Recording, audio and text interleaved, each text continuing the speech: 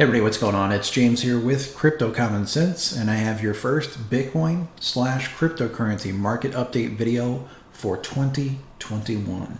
Before I jump into the content for this video, please do me a huge favor, hit that thumbs up button. Make sure you subscribe to the channel if you haven't already, and of course don't forget to check the description for links where you can join the Patreon for just $7 a month. That gives you access to much more frequent updates. I'm going to be doing the videos on a fairly sporadic basis this year. I want to focus most of my time on actually trading. And what I'm doing with the Patreon is I set up a Discord for it where it's not a chat or anything. It's just me making posts in there. But instead of doing videos every day, I try to post a couple of charts every single day in there. So I did a couple of videos this week and I just honestly didn't feel like editing them. Pretty burnt out, and that's nobody's fault. Just been doing the videos now for about three and a half years, and especially being on the bearish side and getting a lot of blowback and things, it just kind of wore me out. So took a little bit of a break, wanted to sit down and do this video, wanted to obviously talk about Bitcoin and what's going on with Bitcoin, and talk about some of the larger picture stuff and smaller picture stuff. But I also wanted to, really focus this year. When I do videos, I'd really like to do a little bit of teaching in the videos instead of just, well, I think XYZ is going to happen. Because the one thing that is important to understand is that nobody has a crystal ball and nobody knows what's going to happen, right? We're all doing our very best, or I would hope everybody's doing their very best to use proper technical analysis and make proper, predictions. But predictions, they're guesses. Nobody knows. Trading and investing, very different things. You invest in something, you're investing in it because you believe in it. You believe that it will eventually be worth more than it's worth today. You may take a drawdown, it may go down, but eventually you believe that it will go up. Trading doesn't work like that. If it goes down and you're trying to go long, you get stopped out. You have stop losses in place. You have invalidation points. So here's what I want to talk about first. Obviously right now, Bitcoin is parabolic. Now, this is not up for debate. Okay, this is not one of those things where it's up for interpretation. It's absolutely parabolic. Doesn't mean it can't go higher. Blow-off tops can go farther, faster than anybody expects. I didn't expect it to break 20K, didn't expect it to break 30K, certainly didn't expect it to go to 37K, and if it went to 40K or 50K or 60K, I wouldn't expect that either. But it can happen, okay? That being said, there is this belief that Bitcoin is different and that Bitcoin will not retrace 80% of this move, right? When I put these ideas out there that Bitcoin is going to pull back to, for example, $10,000, it really gets written off by most people. And some people are just, they don't know any better. They don't know technical analysis, and they're just like, oh, no, my favorite guru said that's not going to happen. Other people, I don't know. I don't even want to sit and speculate on what other people think or why they believe the way they do.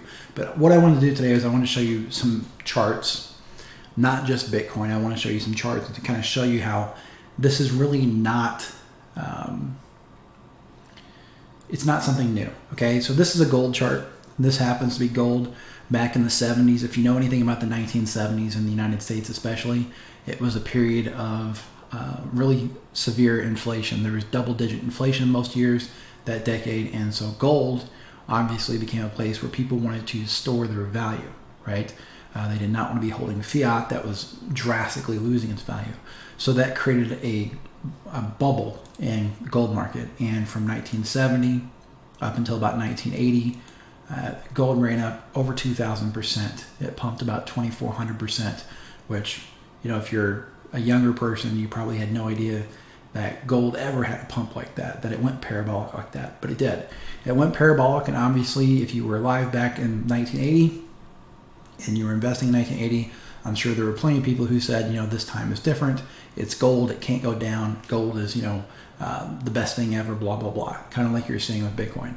But if you draw Fibonacci levels on gold, right, from this first major pullback, which would have been a correction, okay, so you corrected all the way back down to the golden pocket, right at the golden pocket, and then went parabolic.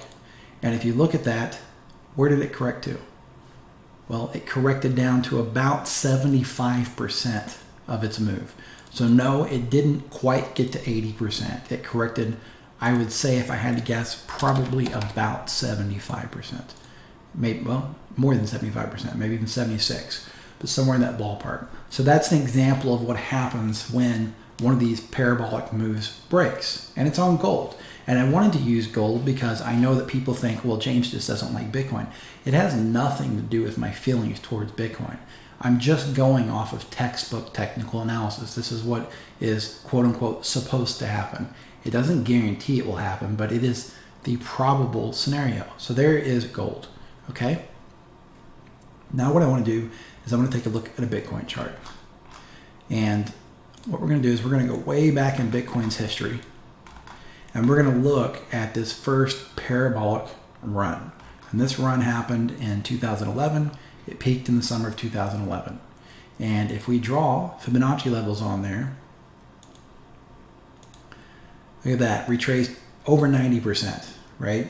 No matter how you draw those, retraced over 90%.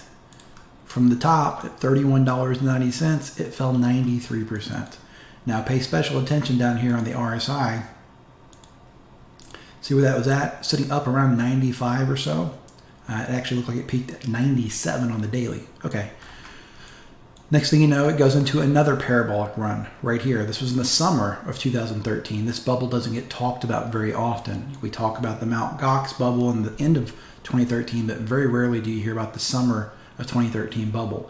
So this thing ran up, it went parabolic, and if we draw some Fibonacci levels on there, we will see that it retraced right to about 85%, right? Right around 80 to 85%. Again, parabolas tend to retrace 80%. And price-wise, that was a drop of 80.91%, all right? Let's go ahead and move forward again. Went into another parabolic climb in the end of 2013. Again, RSI on that daily got up to around 95 or so, 96.5. Went parabolic. If we draw Fibonacci levels from back here at the bottom to the top there, we can see this time it's pulled back about, ready for it? About 88 to 90% after that parabolic climb. And if you measure it, it was a price drop of about 86%. All right. So if we go over to the next parabolic climb, that climb happened in 2017. And obviously, if we draw some Fibonacci levels from the bottom back here to the top, we're going to see that it pulled back around 85% or so, right? And again, if you draw your price in there, you're going to get about an 84% price drop. And you could draw these fibs a little differently. Maybe you could say, well, you know, this had a good retracement, this had a good retracement, and then it didn't, you know, have a proper correction. Fine. Just makes it look even worse. Looks like it did a full retracement instead of 80%, right? So next, let's go over to the next parabolic run that happened in the summer of 2019. These are all the parabolic runs on Bitcoin. This was a little bit, you know, less parabolic than some of the previous runs, but we'll go ahead and take a look at it. And there it is. Ran up from, you know, around 3,000 all the way up to nearly 14,000, and then pulled back. Where did it pull back to? About 90%. And you measure it down, it's about a 71% price drop. Where was RSI? It was actually around 80. It did not quite get to that 95 or so level. And RSI in 2017, it also stayed around 90 or so. It didn't quite get to 95. Now I want you to take a look at where RSI is currently at. This is on the BLX chart, so this hasn't updated for today where it's showing $37,000 price, but RSI was already at 94.42. Now the reason I'm showing you this is just to introduce a little bit of reality to the situation. I'm not calling tops. I'm not saying that I know 37,000 at the top. I do not know where this thing is going to top at, right? What I do know is that eventually parabolas break. And when they break, textbook technical analysis suggests that the retracement will be deep and it will be painful. And I showed you that on gold. I'm showing it to you on Bitcoin. Every single parabolic run since Bitcoin's early days, 10 years ago, has retraced right around 80 to 90% of the move. That one, that one, that one, that one, and that one. So if you believe this can keep going straight up, then what you have to believe is that this time is not only different from every previous run in Bitcoin's history, but it is also different from nearly every parabolic run in stock market history. my point is not to knock Bitcoin. My point is not to say that, hey, Bitcoin's terrible and Bitcoin is awful and you should not invest in Bitcoin. And I don't care what you invest in, that's your business. But I guess my thing is all I'm trying to do for folks is get you to use your brain logically instead of emotionally, and to realize that the probabilities are against Bitcoin being the first asset in history to go straight up, right? Eventually the parabola will break. It's only a matter of when. And when it breaks, statistically speaking, we should see a deep retracement, right? So it's hard to say where that's going to go to because we don't know where the top is. Until we know where the top, we can't really say, okay, well, $8,000 is the target, or $12,000 is the target, or $88,000 is the target. We don't know. We have to know where the top is, right? So that's one mistake, and I'll take responsibility for that. When I do these videos and I'm talking about these targets, I really should, kind of put brackets around them saying if this is the top, and if it doesn't go any higher, because the targets are going to constantly change until it tops out. If it keeps going higher, those targets are going to continue to change. But as of right now, if you were drawing this from the bottom of March, 80% is down around 10K to 10.5, right? Somewhere in that ballpark. And if you consider this entire move parabolic, which I actually do, but I don't know if it's going to retrace that far, but then 80% will be down around $9,800, which again is down around that CME gap. Okay, not calling tops. Again, I want to stress that we don't have any signals right now that are saying, hey, the top is in on Bitcoin, right? I have to wait and see if some kind of range develops that we could look at and say that's probably distribution. We do not have that yet. So we also don't have the capitulation wick that I've been talking about for a few months, right? Waiting for this capitulation wick before I start getting super bearish and start looking for short positions and all that kind of stuff. But at the end of the day, I just sold off some of my portfolio. I've been taking profits on my Bitcoin all year, and really been taking profits on Bitcoin for the last 2 years. But I finally started parting with some of my altcoins. I sold a small amount of my Ethereum today because it was up to $1,200. I paid around $300 for it on average. I started buying it in 2017. I bought some low, bought some high, started mining it, and all in all, it was about $300. I did find it ironic. I went into Coinbase today to clean up some old spot bids, and I saw a bid there for Ethereum for $87.03. So that was missed by $2.97. I have a pretty strict rule about not chasing the market, but I will admit that I kind of wish I would have moved that bid and chased the market when it hit $90 in March. But that is trading. All right, so that's what I want to talk about on the macro time frame. Again, we don't know where the top is. But when the top comes and when this parabolic rise breaks, just make sure that you are playing it, wisely, and make sure that you know what you're doing. One of the biggest mistakes that I made in 2018 was I did very well in 2017. I even took profits in 2017. But as soon as it started crashing in 2018, I started buying. Right, I was buying back here and all through here. And yes, that worked out because when it pumped in 2019, I ended up making a profit.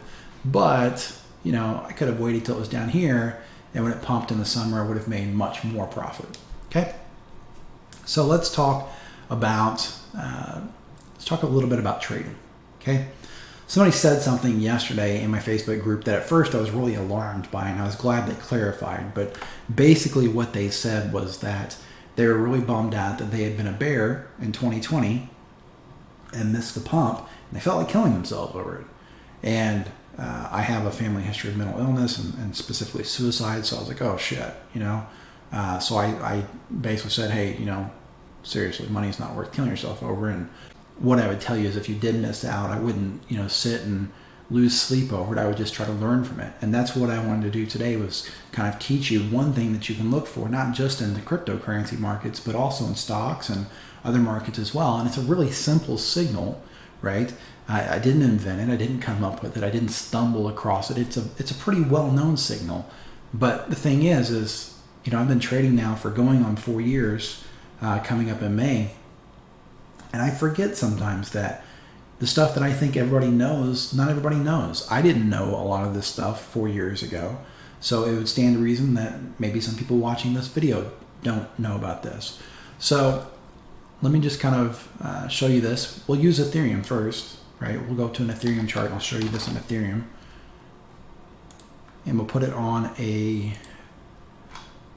can put it on a monthly chart, a weekly chart, doesn't really matter. You can look for different time frames. In this case, we'll just do monthly because it's really clean and easy to see. So essentially what you want to look for is you want to look for double bottoms, and you want to look for them on coins or assets that have just went through a major downtrend, right? Because that's a sign of accumulation. And oftentimes if you can find those double bottoms, you can get in near a bottom, right? It's not a guarantee, but it's a pretty good sign. So for example, in the case of Ethereum, it came down, came up, came down, and came up. And that's a W, which is a double bottom. And what you're waiting for, your signal, if you want to call it that, depends on how aggressive you are. Some people will enter as soon as it breaks that neckline, right? So like as soon as it breaks that close, boom, they've got a order, it fills, and they're off to the races. Other people will wait for it to break the top of the neckline if there's a wick like this. Other people will wait until there's a pullback, right? So there's several different ways you can play it. But essentially what you're doing on a case like this is you're looking for a long position. Let's just say this person waited for this pullback, right? And you can set a stop loss down at the bottom, or if it's an investment, maybe you don't set a stop loss at all, right? That depends on whether you're trading it or whether you're investing in it. And if you look at this, check this out. That's how that trade would have looked on Ethereum. The entry would have been at $359. The stop loss would have been down around $90. And the profit target would have been $8.99. And you can see it worked out, right? Really, really simple signal. Now, the crazy thing is, this is not just crypto, but I want to show you another example in crypto. And this is probably going to help a lot of people understand why I was so stubborn in 2019 saying that I'm waiting for $4,200. I'm waiting for $4,200. I'm waiting for $4,200. Well, here's why I was waiting for $4,200. And unfortunately, I didn't stick to the plan, which cost me 7 figures. But we won't dwell on that mistake. And seriously, I mean, for those people that are sad they missed out, I don't want to make it sound like I don't understand. I do, right? Had I stuck with my plan, had I bought back, if I had just bought back the Bitcoin that I sold and nothing else, right now I'd be up about $700,000. So I get it, right? I get it. So, but here's the deal. I was looking at this. Here's my double bottom, right? Down, up, and look here. See it? $4,239. What I wanted to happen in 2019 was I wanted it to come back down here so I could get in and then ride it up, but it never came back down. So I just kept waiting and waiting and waiting. And when it finally hit it over here in March, that's really where I should have been logging Bitcoin. I had orders sitting there that sat there. I put them in back here and they just sat there this whole time. And then on March 8th, which was actually a couple days before the crash, I pulled the orders. You know, the coronavirus was starting to become really big headlines, blah, blah, blah. And I thought, you know what? If it gets that low, it's probably going to keep going. So I went ahead and pulled the orders. Obviously, horrific decision. I should have left those orders in there. Not only could I have, bought back the Bitcoin that I sold, but I could have then used those profits to actually add leverage to the position. And, just if I would have just traded my setups and nothing else, just my positional trade setups that I created, I could have easily parlayed that position into multiple millions of dollars. But, hindsight's 20/20. But that's why I was waiting for it. I was just waiting for that neckline. When I got nervous over here, I thought, well, let's wait for another W to form and then I'll get in on the test, maybe around 5,000 or 6,000. And the test never came, the W never came, the inverse head and shoulders never came, and it just ran off without me, right? And again, I took a small trade, but I'm not talking about small trades. I'm talking about buying back the Bitcoin that I sold. So that's, a look at a couple of coins and cryptocurrency. And what I want to show you next is, well, first I can show you the opposite of this, right? This is one of the reasons I was so bearish in the summer of 2019. Here's your double top, which is the exact opposite. So of a W, you've got an M, right? And then this was a retest of that double top. So kind of like when you have a W, you're waiting for the retest of the neckline and then to go up. But when you have an M, you're waiting for the retest of the neckline to go down, right? So look for those M's as well, especially right now with where we're at. If we start putting in M's, you want to pay attention. But let me show you an interesting stock. This is called Blink. It's actually a company that I don't know a lot about the company. I guess they have something to do with chargers for electric cars. And this is a stock that performed very, very well over the last 12 months or so. It actually ran up almost 50x from March of 2020 until its top in December. It ran up 42x, right? So you might look at something like this and say, well, you know, how could I have possibly known to get in on that, right? Well, you ready for this? Do you see this down here? Here is your down, your up, your higher low, which makes a double bottom. Here's your neckline right here. There's your retest the neckline. So your entry would have been $2.02, and that stock, 2,678%, almost 27x. That's more than 3 times the return of Bitcoin in the exact same time frame. So again, not knocking Bitcoin in any way, shape, or form, but I really want to drill home this idea that Bitcoin is not special and Bitcoin is not a quote-unquote once-in-a-lifetime opportunity. These opportunities happen in markets on a regular basis, right? You just have to be aware that they're out there so that you know to look for them. If you're only staring at Bitcoin, you're going to miss a lot of opportunities. And you might think, well, you know, that's probably just the only stock that worked on. It's not. I mean, I could randomly put in any stock and find these symbols. But let's just say Netflix. I hadn't looked at this beforehand, so maybe this one comes back to bite me in the ass. I don't know. All right, so let's go back to Netflix. It crashed in 2012. You may or may not know about that. But basically, back in 2011, they made this horrific decision that they were going to split up their services. I think they came out with one called Quickster or something, where they were going to have one service for streaming and one service for delivery of the, you know, the DVDs. And it went horribly, and the stock crashed something like 90%. Yeah, 82.5%. But if you look, are you seeing it yet? There it is. Down, up, down, up. There's our double bottom at the bottom of a downtrend.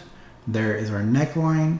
We broke through it, retested it right there in this red candle. So you could have been long on Netflix at $9.02. And you may or may not know this, but Netflix is currently about $500 or $600. Look. Okay, so it would be up right now about 5,146%, so about 51x, meaning a $1,000 investment would currently be worth over $50,000, meaning a $20,000 investment would currently be worth right at $1 million. Again, it's not fancy, magical, oh my gosh, I need 88, indicators, and I need to know this, and I need to know the secret trade strategy. This is very, very basic stuff that you should be able to find on any website related to trading. It's simply called a double bottom, and you want to look for them at the bottom of downtrends. Bitcoin, not unique. This works the same way in every single market. And by the way, just to show you one more thing, and then we'll wrap this video up. If you look at Bitcoin on a 4-hour chart before this pump, guess what happened? You seeing it?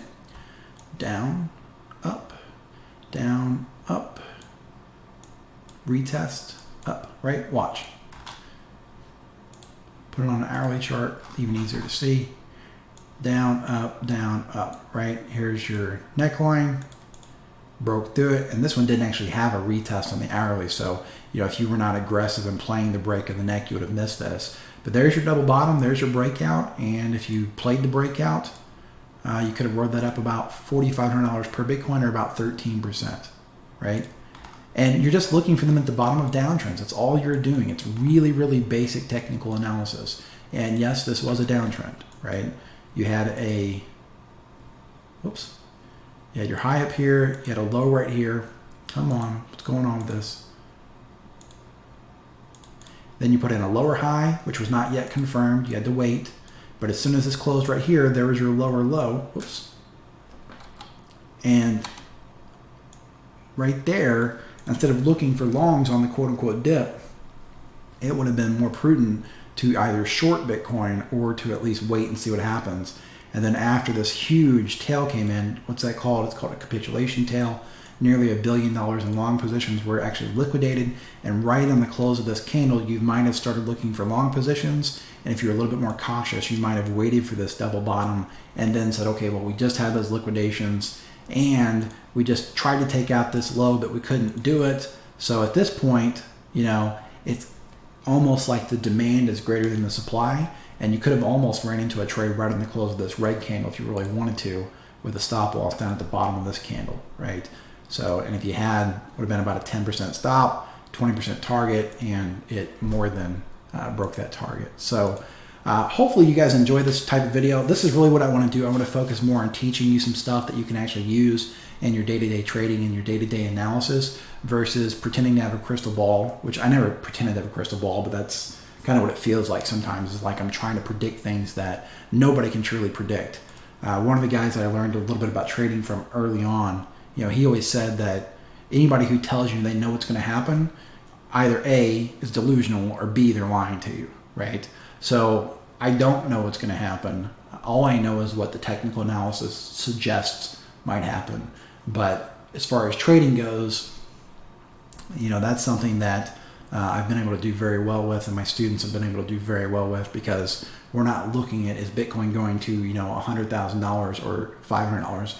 We're looking at the charts. We're looking at very predictable patterns, like a double bottom, like a double top, very predictable setups that I actually created based on a number of different factors. So a lot of the stuff that's, what I would call common knowledge, and when I say common knowledge, I mean for traders, I'm going to start trying to do lessons on that stuff and bring people up to speed, because I think more people, the more people that learn to trade, the more they'll realize that it's freedom, right? If you can trade, then it's freedom, because you know that you're going to have a source of income no matter what happens with the economy and the hiccups, no matter what happens at your job, if you have a job, no matter what happens at your business, if you're a business owner, right? I've been all those things. I've been an employee, I've been a business owner, I've been an entrepreneur, and I had quite a bit of success in my career before I was self-employed. I did very well. I was, one of the top 1% of salespeople at my company. I had a lot of success as an entrepreneur, right? My first 6 months as a full-time entrepreneur, I was able to make over $100,000 in the first 6 months, and then just went up from there, right? But even when I was at that job, I always worried, what if this job goes away? What if this, the company downsizes, which is literally what happened. And when I was self-employed and I was an entrepreneur, I always worried, what if something changes in the economy? What if my, customers stop buying? What if the ad costs get too expensive? There's all these things that might go wrong. But then with trading, at first it was, oh gosh, what if we go into a bear market? And I was always worried about that. But then after the bear market, it's like, okay, well, I can trade a bear market or I can trade a bull market and make money either way. And that's something that I would love to help other people get to that point where you're just, sure that, hey, no matter what these markets do, I'm going to be able to stick to my plans and extract capital from those markets. So with all that being said, I hope you guys enjoyed this type of video. Like I said, I will do more of them. I'm not going to do a ton of videos this year, maybe a couple a month. But if you want more frequent updates and you want more frequent analysis on the markets themselves, make sure you join the Patreon. It's just $7 a month, and you can find a link down in the description. Other than that, please remember, I'm just some guy sitting in a spare bedroom. So nothing in the video is financial advice. You should always do your own due diligence and seek out professional financial advice before making any type of investment in cryptocurrency, the stock market, or precious metals. If you enjoyed this video, please be sure to give it a thumbs up, and don't forget to subscribe to the channel. As always, this is James with Crypto Common Sense, reminding you to please trade safe.